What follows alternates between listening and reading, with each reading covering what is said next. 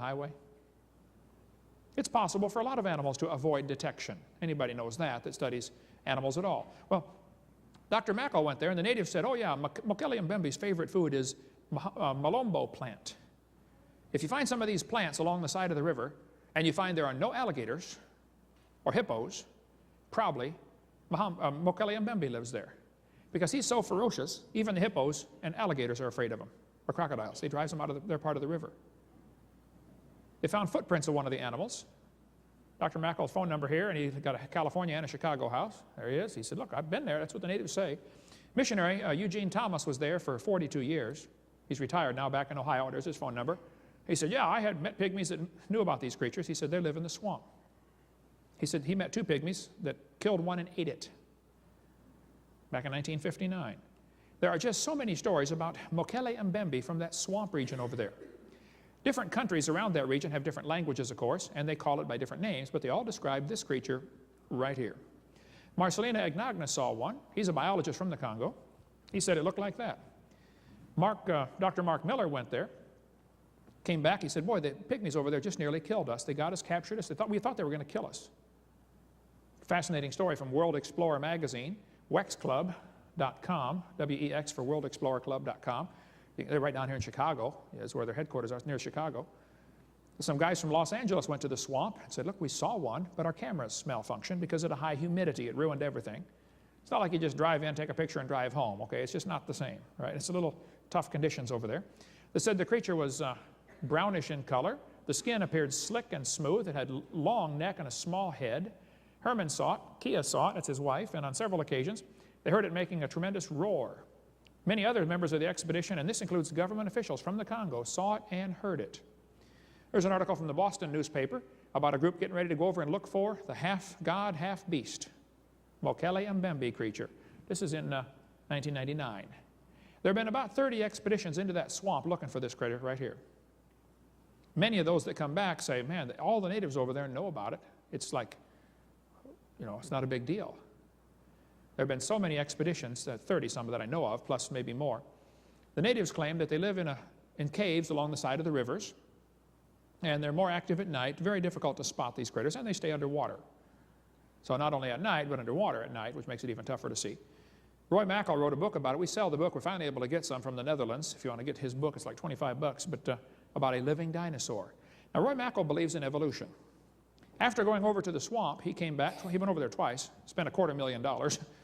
He came back and said, folks, there are some dinosaurs still alive. And then he said, it's amazing they survived for 70 million years. Oh, well, we're working on Roy about that one. It's not millions of years ago.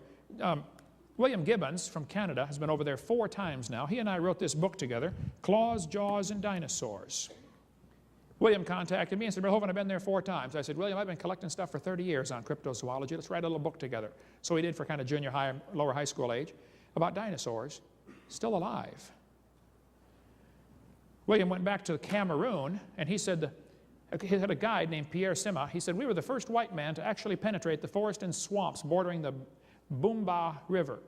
Our informants, mostly all of them Baka pygmies, with the exception of one elderly Muslim Cameroonian, are perfectly familiar with all the known and unknown animals of the forest and swamps. They do not regard the Mokele Mbembe as being an unusual animal. They do fear the creature because of its ferocity in attacking hippos, elephants, and even crocodiles. The animal appears to be completely intolerant of any other large creature that shares the river and controls large stretches of the river, particularly those areas where its food supply is present. I was on 100 Huntley Street, a program from Toronto, Canada one time. I'm sitting there getting ready to go on the air, and there's another guy, a missionary, who's going to go on and talk for a few minutes about his mission work. And he was looking through Roy Mackel's book, and he saw that picture. He said, Brother Hovind, my wife and I were missionaries in Kenya, Africa for 15 years. We saw one of those animals. He said, but the plates on the back were bigger. There have been about 5 reported sightings that I've been able to find in the last 100 years of people seeing what apparently are Stegosaurus-type creatures, plates on the back. In South America, there's a jungle called the Amazon jungle that is absolutely gigantic. There have been many reports of creatures in the Amazon that are pretty strange. For instance, in 1907, Colonel Fawcett from the British Army was sent down there to mark the border between a couple of countries. He was known as a meticulous recorder of facts, one of those no-nonsense kind of guys. He reported a creature that he believed to be a diplodocus. The people down in that valley said, oh yeah, that's animals out there in the river. Don't bother them, they're not friendly. Colonel Fawcett's son drew a picture of the footprints that they saw. Appears to be a three-toed dinosaur of some kind. In 1883, this article came out in Scientific American before they became very careful about filtering out anything that might support creation.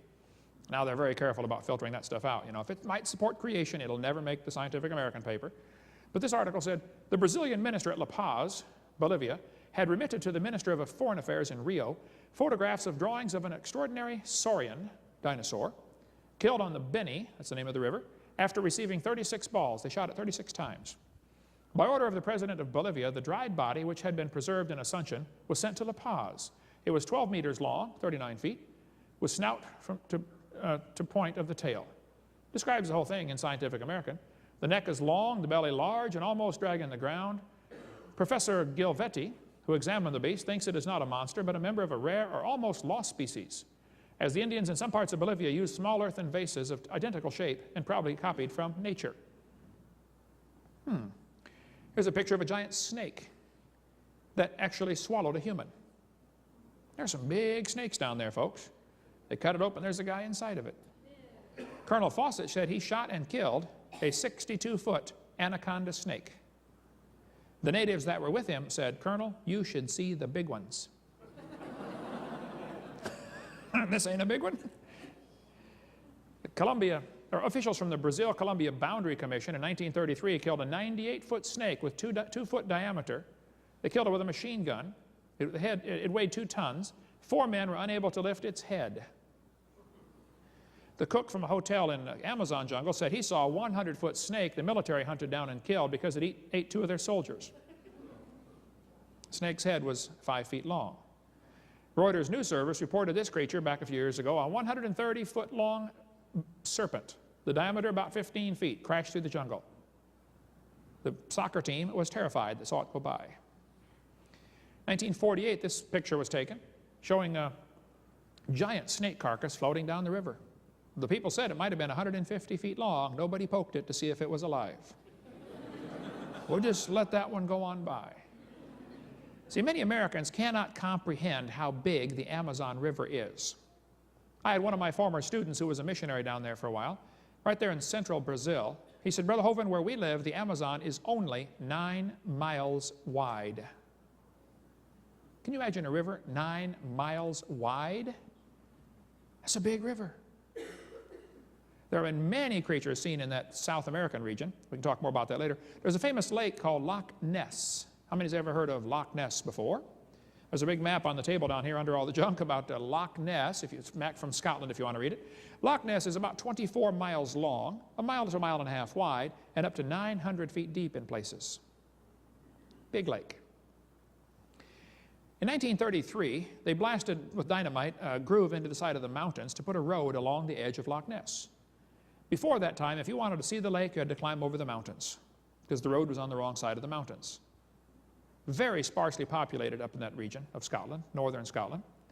Well, in 1933, they put a roadbed in there, and then there began to be many sightings of the Loch Ness Monster. There were sightings before, but mostly local people, and the news didn't get out much, and if it did, people thought, well, they've been drinking too much, you know, something up there in the hills of Scotland. Well, this author said there have been 9,000 reported sightings of the Loch Ness Monster. The first year they put the road in, there were 52 separate sightings. He said there have been 9,000 reported sightings. Today it's over 11,000. Many are certainly fakes and frauds, I understand, okay? But the fact that there's a few fakes and frauds does not discredit all 11,000. Sir Peter Scott said, I believe in the Loch Ness Monster. He's a member of Parliament. Said, I believe in it. Most of them say it's a plesiosaurus. Plesiosaur is this kind. There are about, I'm going to say 5 or maybe 6 different kinds of swimming dinosaurs that are similar to this. The plesiosaur, the elasmosaur, a couple other unusual ones. Well, this author said there's one thing wrong with Nessie being a plesiosaur. Plesiosaurs became extinct 70 million years ago. Oh, is that what's wrong with the theory? Yeah, we better throw out all the evidence then, since it doesn't match your theory. When you get 11,000 people who claim they've seen something, maybe they've seen something. Arthur Grant was a veterinarian student. He nearly ran into Nessie on his motorcycle. Here's what he said. He said, I had a splendid view of the object. In fact, almost struck it with my motorcycle. It had a long